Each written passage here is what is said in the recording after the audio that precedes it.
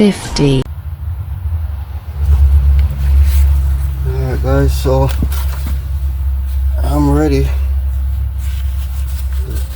push this thing up, and I'm just hoping that when I push it up the second time that it'll just go right into place, because I had enough strength to push it up the first time and it went right in.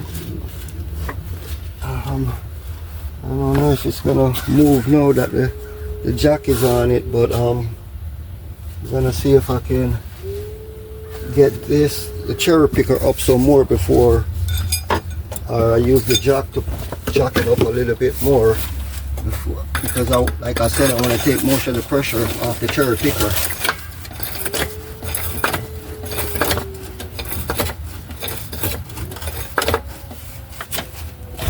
I want to take most of the pressure off the cherry picker, guys. So I mean, if you can use the cherry picker to do less of the job and use the jack to do the most of the job, that would be great.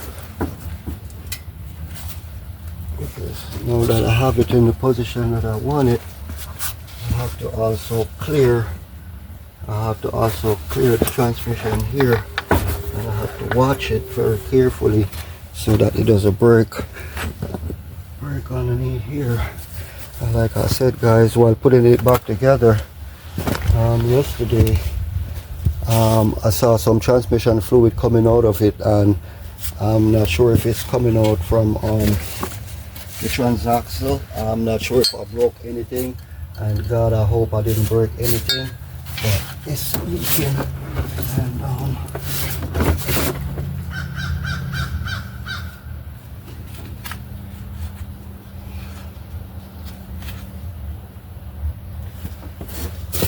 And it's a good thing, guys. It's a good thing I see it, and I'm in luck, guys. I'm in so much luck. I'm in so much luck, guys, because it didn't actually break anything. It's the bottom screw, and I noticed I've been having problem with that screw when I was putting in back the cover onto my transfer case. I was putting on the cover, and that one screw at the bottom had some problem. So the only way to correct that, I have to take the whole transfer case cover off and clean it again, re-gasket it, and put the transfer case cover back on. But I'm not going to use this transfer case cover, guys. I'm going to order a new one. Because this one was actually bent while taking this engine out, and what I should have done was but I didn't want to take my transfer case cover off, because I rather the transfer case cover broke or bent than my transfer parts inside my transfer case is broken or bent. Then I would have been mad, I would have been pissed when I knew better and I could do better. So I left the transfer case cover on, because I knew it was going to have some damage, and I leave this piece off, this foam on for my valve body. I left this on, but it's torn up at the bottom. I'm gonna order this. I'm gonna order this piece. I'm gonna order my transfer case cover, and I also didn't want to take my transmission fan off, because this is brand new, and thankfully I didn't bend it, damage it, or anything like that, because I love this one. Because before I even attempt to start this vehicle, I'm gonna open my my thing, right? I'm gonna open my bolt right here. This is where the OEM, this actually is not the factory one, guys. This is not the factory pan. This is the aftermarket, but it's also OEM. It's the same direct fit. It is just that they upgraded it and put a drain plug right here. So now I'm like, I have a dual engine that works fine, because now I can bleed my transmission fluid from here just the way I bleed my oil. And because before that we used to have to do it from the dipstick right here. You just have to take this little plug, this dipstick plug is a little sharp plug, because here is where you measure your transmission. You use your oil pan, your oil dipstick here. From here you use the oil dipstick to measure your transmission and how much you have in it. You can use a marker to make a little mark that you know exactly how much, if it's supposed to be a 5.5 gallon, because when you drain everything, like I did this one, I haven't drained everything, so I know this is not going to take a whole 5.5 gallon. It might take 3 gallons, 2 gallons, but when I finish flushing it, because like I said, it's a new transmission fluid I just put in, but I'm just gonna bleed it out and use the new one that's coming from AutoZone, which is the right one, which is the ATF plus 4 transmission fluid, because all along I was using the Docs Dirk and thought it was the right one, which it is recommended, but it's not the right one, guys. So just be mindful of the, you know, some of the transmission fluid that you use, and they're telling you, you know, it's the right one, because everybody will tell you it's the right one until it messes up your transmission. Everyone will tell you it's the right one, guys, until it starts messing up your transmission. So I got it that far, and I'm gonna use the cherry picker to take some of the pressure off the jack, because this engine won't move if it's still sitting on the jack, and I want it to swing free, but I didn't want to put too much pressure on here on my cherry picker.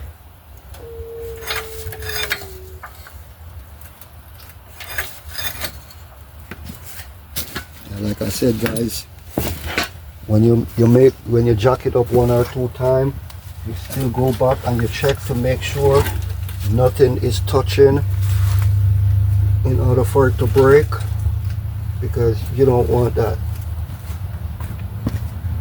And like I said, if I had took off my harmonic balancer back here and my plug, and I took my my oil pressure sensor from here, I would have way more room to work with, and I wouldn't have to be working that cautiously. But like I said, I don't want to take that harmonic balancer off, because it's a pain in the butt to get back on. It's a pain in the butt to come off, and it's a pain in the butt to go on. You see what I was telling you guys? You know that I have this side, I could have just catch this side. I could have just catch that side right here, guys. So what I'm gonna do, I'm gonna jack my jack up, and I'm gonna set it right there. Right there. So I'm not even gonna worry about the back right now, because I'm close to getting the back in. I know that I see an opportunity here, I'm gonna make the best of it, and this is what I'm gonna do.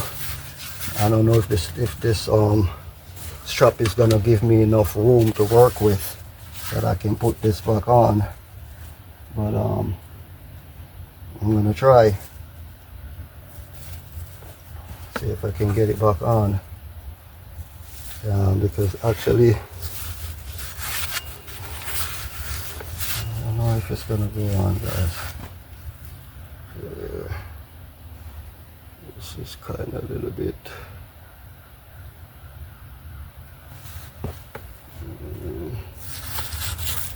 let me think, guys.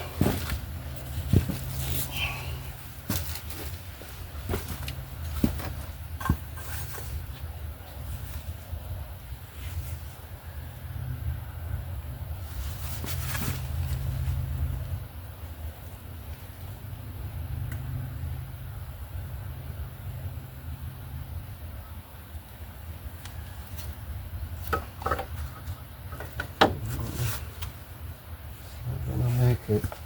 My harmonic balancer back here, it's not gonna give me enough room to work with, so I'm definitely gonna have to work with back there and try to catch that side first. Once I get this in, it should be free.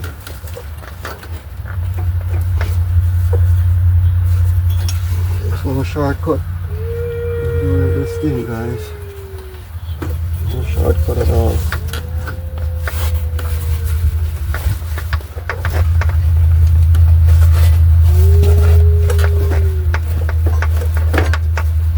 And like I said, while you're watching the front, you also got to watch the back, because the transaxle is back there and you don't want to be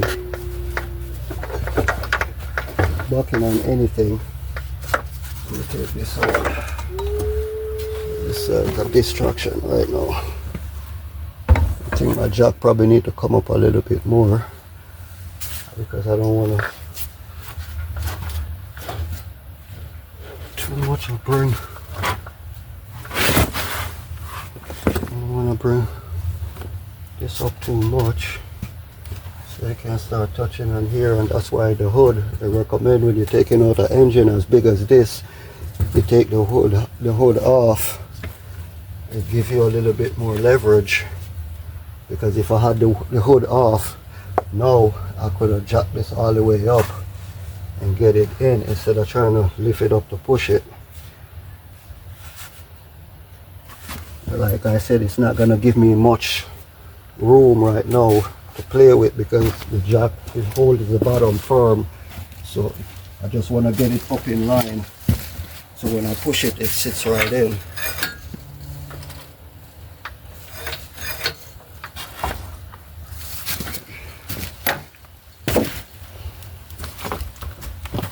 And I don't want to put the jack too far down either, that if it get out of bound, then it's gonna swing back over. At least I have the jack to support it a little bit while I keep it in, because to push this thing that way, it's not 500 pounds, guys. This thing is like 3,000 pounds of weight you're trying to get in here. And, so you have to just be patient, you know.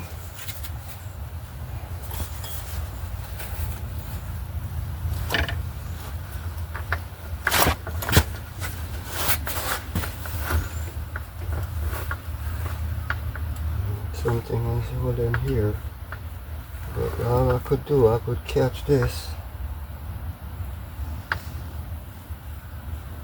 Catch this side right here. I let this side down and catch this side, so at least I'm not pressuring myself to push the whole thing. That's what I'm gonna do. I'm gonna let it down so I can catch this side right here. Yes, I have to catch one side first, because it's not giving me much room to work with, pushing the whole thing forward.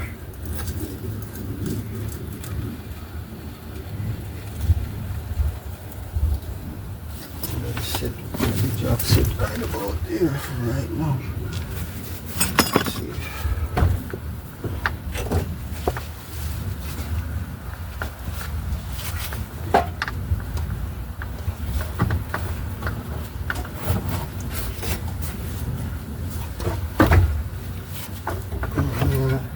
The first time I got it in, it was the right. I put it up the right. It was the right height and everything the first time.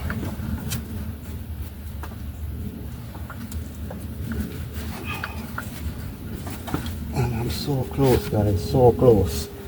It's like it's right there. If I just catch it, it's so close. Like I said, it's a groove that you have to get that groove into the mount itself, because if it doesn't go into the mount, then it's gonna not work accordingly. You have to catch it past the mount like that. And like I said, it takes a little bit of strength, a little bit of manpower to get it where you need it to be. And I got it just now, guys, and it came right back out. Got it just now. This place is so slippery and I keep sliding. I know, I think I got it up too far. I think I got it up too far now, guys. I got it up too high, I should say.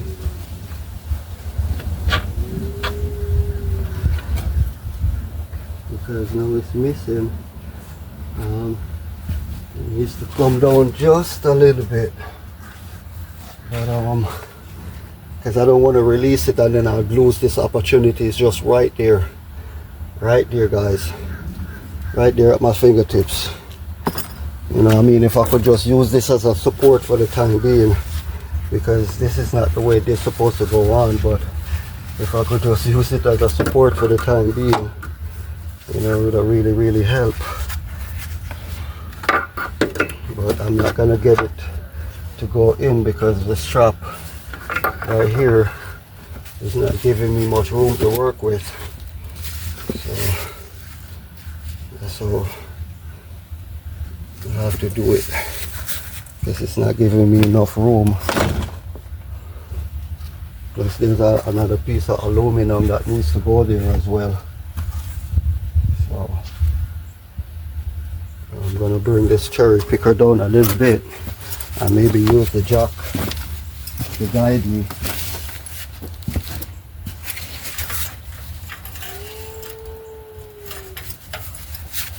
It's just maybe just not so much. Maybe I brought it down a little bit too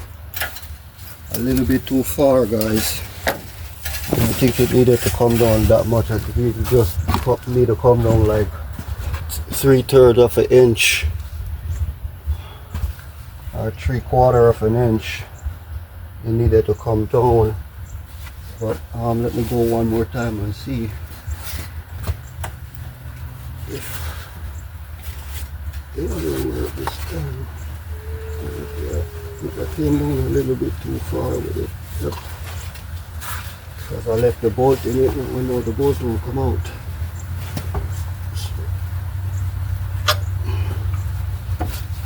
Okay.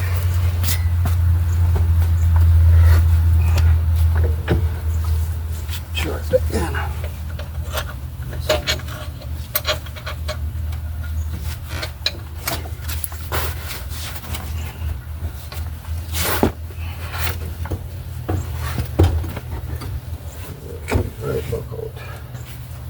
Right back out. Just when I had it. I thought I had it. There's so many little things back here that you gotta pay attention to. Got an EGR valve back here that's touching onto my EGR sensor. Like you want to break it and it's plastic. I don't have another one, guys. So, oh, I see this thing's way far, way out. That's why. It's way out. I have to get this thing a whole lot farther in if this thing is gonna go in. I'm not even close. I thought I was close. But I'm not even close to getting this thing in.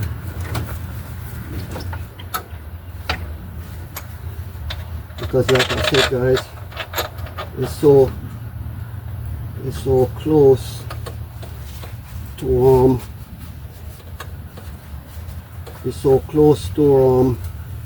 where your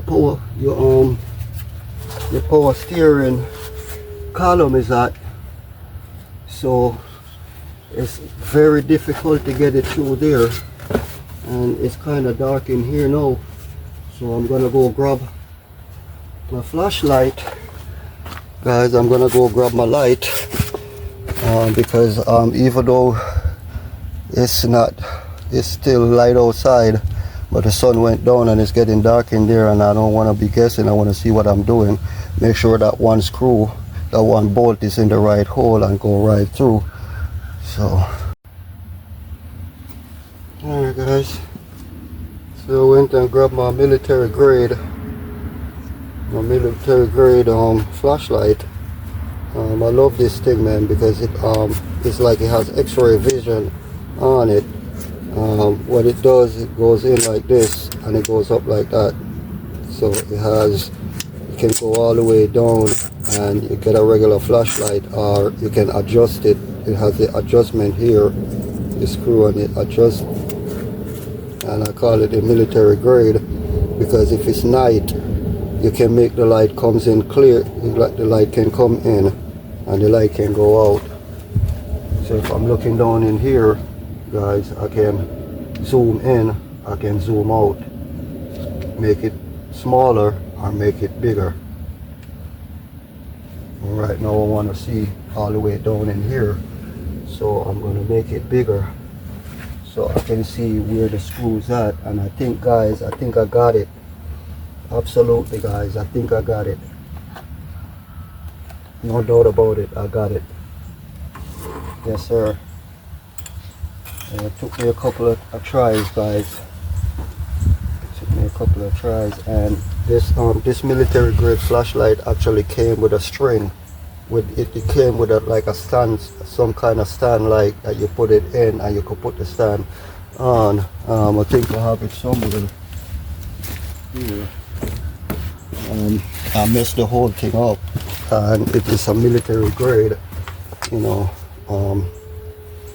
It came with this thing right here that you put here, and you can hook it to anywhere, and you position it to how you want to position it. And I just, you know, misplace all those stuff, but as time goes on, guys, I'll find it. But you know, luckily I got that screw in, and that was the most important screw, guys, that I needed to get done. I'm gonna put this here so I can see, get a little bit of light into what I'm doing right there. And yeah, I got that back one in, and once I got that back one in, I'm gonna start putting everything that needs to go back there before I put these in, because I still want my engine to swing back and forth when I'm putting all my hoses and everything back here together. And my O2 sensors and everything is gonna do by stages. I'm not gonna put my engine back together and then I have to squeeze in my hands to places to do that.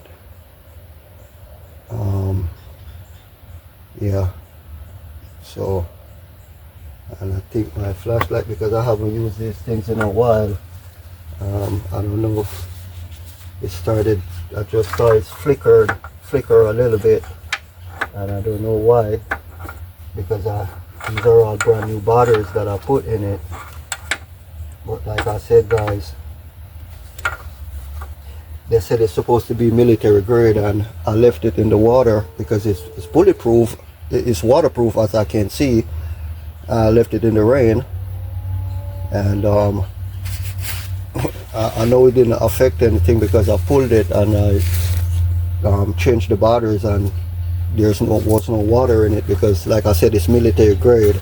It's made to out resist any heavy rain or anything like that. And these are the ones that you can run over with your vehicle and it still stays intact.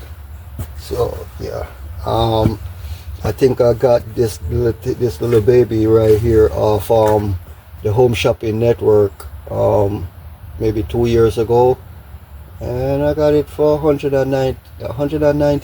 It was $113 plus $6.99 shipping and handling and tax and everything like that. And I actually woke up one morning, I think it was after 3 in the morning, and I saw this little baby was on there selling, and I had to get it, man. It used 4 AAA batteries, but if you get the right AAA batteries like the Duracell, this thing will bright up the night, man. This thing will bright up the night. And like I said, it has focus vision. It has a focus lens on it that you can zoom right in and see the light small, or you can zoom out and you see the bigger light. So You know, the Home Shopping Network, you know, they sell good things sometimes.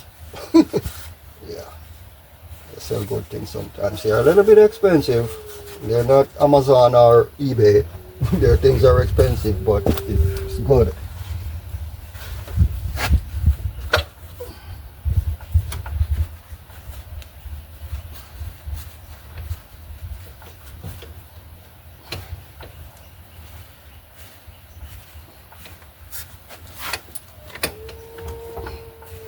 Like I said, guys, even though I got the bolt in through that side, there's still a challenge on the other side to get it to go into the bolted side, the side that has the nut that is gonna the bolt is gonna screw into, because it's a nut and bolt. So the nut is on the left side and the bolt comes through from the right side and connects back to the nut, and it's gonna tighten it up. And you have to get this all properly lined up so that that bolt can go into that nut.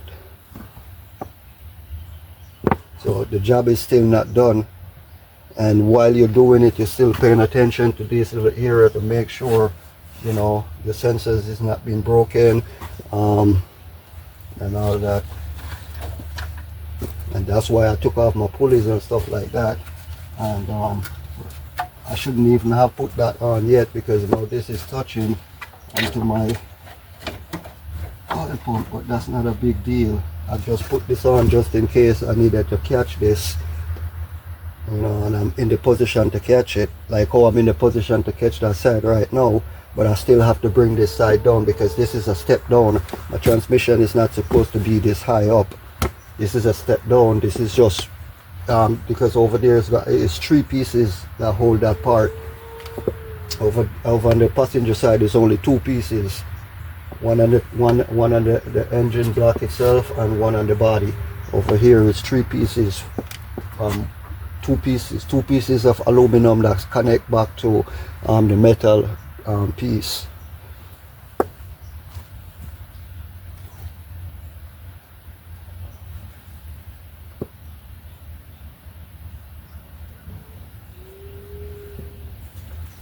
Here, guys.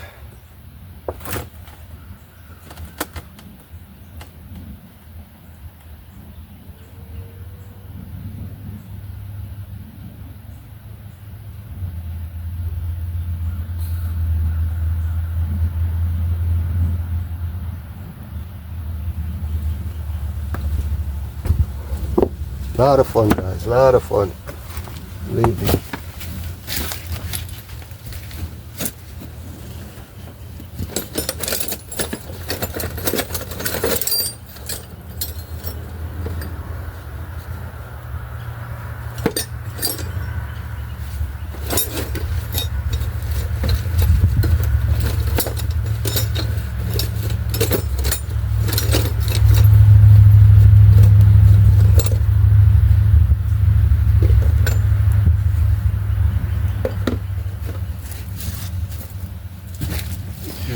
So my biggest challenge back here is to get this part lined up just enough so I can at least get me 2 or 3 each on here.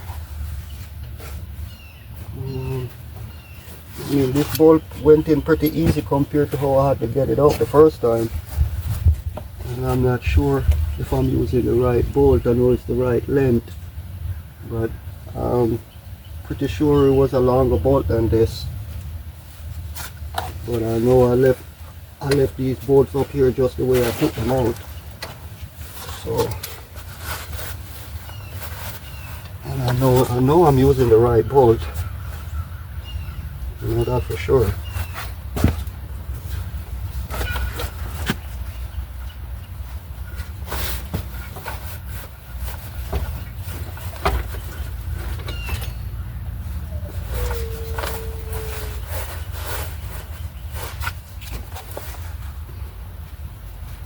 Because you gotta make sure it's going in the right way, because if not, it's gonna go up like that or it's gonna go down like that. You want to make sure it goes straight in.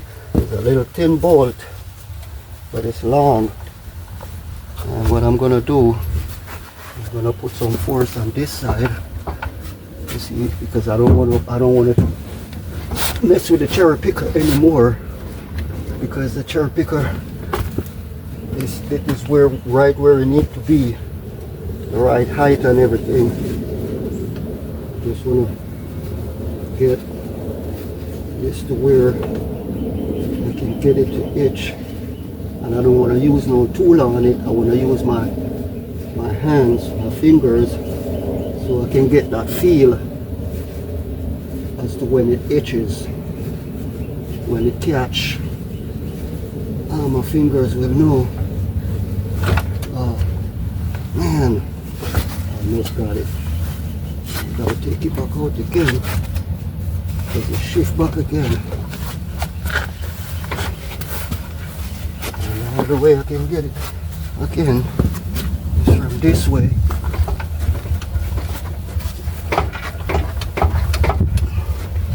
Or I could shift the cherry picker, but I don't want to shift the cherry picker and it started hitting on my hood. But I probably have no option than to switch the cherry picker a little bit more out. That way I have a little bit more room to work with, getting it in the right position that I need it to be. And I don't want to use the jack at this point, because if I use the jack at this point, I'm not going to have any play to push the engine, because it's not the top of the engine that needs to be pushed. Guys, it's not the top of the engine that needs to be pushed, it's the bottom. So if you notice what I did, I used this as a support, lightly hold it up and brace it up, and then push the engine with my knee and my foot to get it in. And I think I got the bolt in, guys. And there's nothing wrong with you tightening up that bolt. And you, like I said back there, there is no room to really work with, so you can't torque it. So again, that's another bolt that you have to use your judgment. You have to use your judgment, guys. But it gives you enough room that you can get back here. And what you want to do, what you want to do is make sure that your bolt is in, and you don't want to, when you bolt it up, you're still gonna, when you bolt it up, guys, don't just drop this. That's where your jack comes in. Just don't drop your cherry picker down, because when you drop your cherry picker down all the way down, this engine is gonna come forward and it's gonna bust that transmission mount back there. Because like I said, it's the only one back there. There's no other supporting the back of the engine and the transmission. So you don't want your engine to come forward. You want to slowly, if you're working by yourself, you use a cherry picker here and you use your jack. You use your jack as your support and you use a cherry picker. You use your jack to hold it up and you use your cherry picker to come down, and then you use your jack to slightly pull it down and put it in the position where it needs to be. Because once I get, even if I get that side before this side, I'm gonna put whichever side I get first, the next side is where I'm gonna put the support. But this is the easiest side to get to, because once you get to the engine side here, now you can work your way here, because this is a little bit more work. Like I said, this is all put together already. This part is already put together already, so it's just gonna sit down on the mount on the engine block and the body itself, your car body. It's gonna sit right here. So this part already put together. This part is a little bit more, because I have to put back the aluminum part on here, and then the metal part goes on here. The aluminum part is going to go here on the transmission, and the metal part is going to go here, and it's like a step down. And that's the one that uses these long screws here. This is like a 6-inch screw. Well, I'm saying 6-inch. Let me see.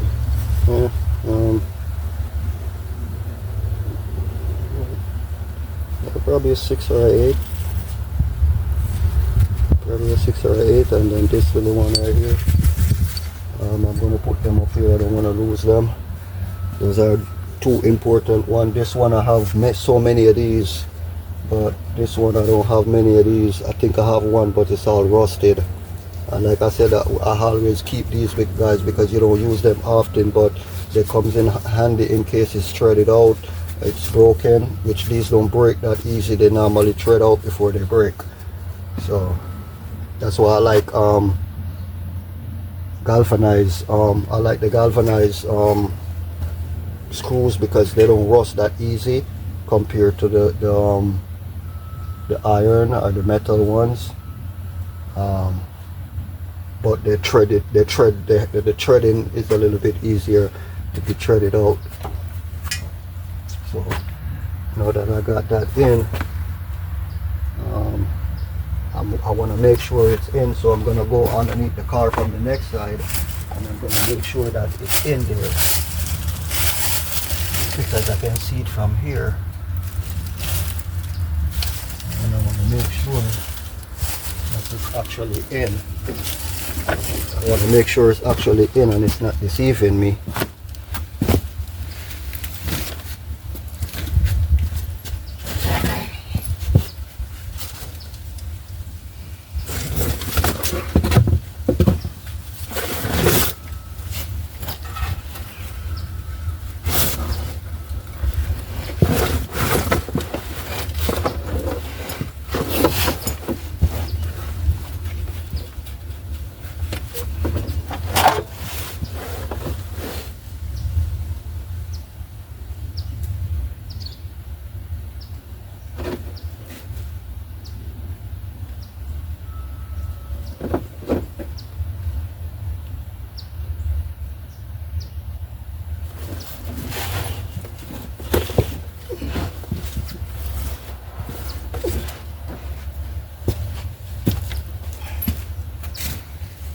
Okay guys, so I went up underneath the car and I look, and it's a good thing I went up underneath the car, because what you can see from here you can see from the other side.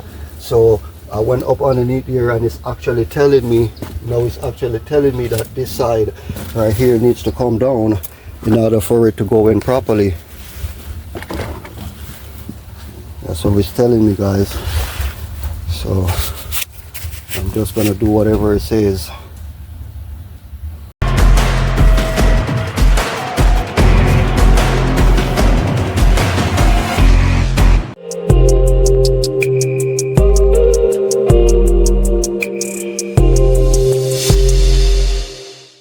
Africon 50